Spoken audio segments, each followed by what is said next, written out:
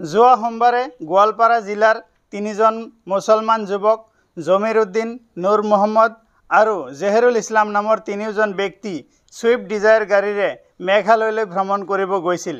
কিন্তু অতি দুৰ্ভাগ্যজনক কথা যে এই 3জন যুৱকক হাত ভৰি বান্ধি গাড়ীৰ ভিতৰত জীৱন্তে জ্বলাই দিয়া হ'ল আৰু সেই মৃতদেহবিলাক মাটিত পুতি থোৱা হ'ল।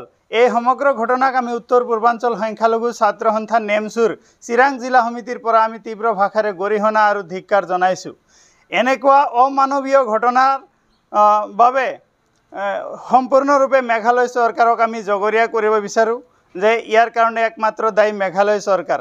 তো আমি মেঘালয় চৰকাৰক আহ্বান জনাওঁ যে এই ঘটনাৰ উচিত তদন্ত কৰি CBI তদন্ত দি অতি শীঘ্ৰেই দোষীক কৰায়ত্ব কৰি কঠোৰৰ পৰা কঠোৰতম শাস্তি প্ৰদান কৰাৰ কাৰণে আমি নেমচুৱে দাবী জনাওঁ।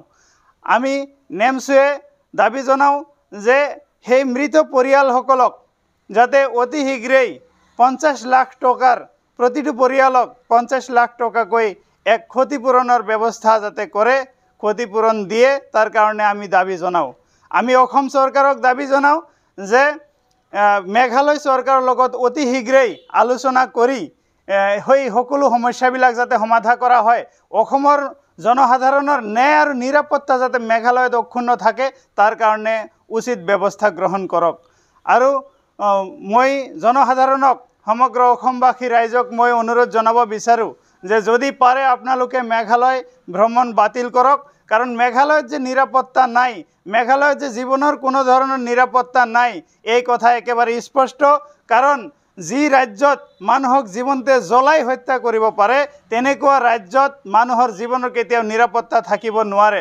গতিকে বিশেষ প্ৰয়োজন নোহোৱালৈকে মেঘালয়ত আপোনালোকে কেতিয়াও নাযাব, আৰু যদি যায় কেতিয়াবা প্ৰয়োজন অনুসৰি যদি যাব লগা হয় তেনেহ'লে আপোনালোকে বহুত সাৱধানতা অৱলম্বন কৰি আপোনালোকে যাব। তাৰ কাৰণে মই অসমবাসী ৰাইজক আহ্বান জনাওঁ।